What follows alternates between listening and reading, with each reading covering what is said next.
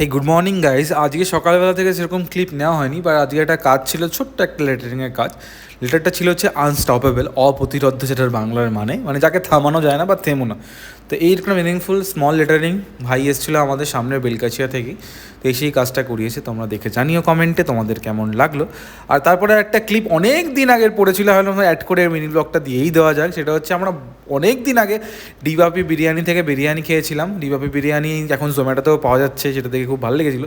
তো আমরা অর্ডার করেছিলাম 2 প্লেট মাটন বিরিয়ানি, আর তার সাথে ওদের ফেমাস একটা জিনিস রয়েছে, ডিশ, যেটা তোমরা খেয়েছো, অনেকেই যারা খেয়েছো তারা জানবে।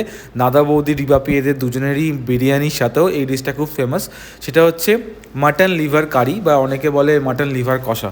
সেটাকেও দুর্দান্ত ছিল। এত বড় তো ডিবাপির মাটনের পিস, যেটা সত্যিকারই মানে ওটাই মেন আই ক্যাচি, বা ওটাই মেন জিনিস যেটার জন্য মানুষ বিরিয়ানি খায়, প্লাস টেস্ট অবভিয়াসলি। তো ধনেপাতা চাটনি, তার সাথে পেঁয়াজ, তার সাথে ডিবাবির মশলা মাখানো রাইস, আর তার সাথে লিভার কষা। ওফ, আমার বলতে গিয়ে মুখে জল চলে আসছে। এরকম বাইট সত্যি হেভেন বাইট এটাকে বলা হয়, ব্লগাররা যেরকম বলে। তো এক গাল ভর্তি বিরিয়ানি নিয়ে মুখে পড়লাম, আর সেদিনকে রাতটা সত্যিই খুব ভালো কেটেছিল। এরকম ভিডিও দেখার জন্য আমাদের চ্যানেলটাকে লাইক সাবস্ক্রাইব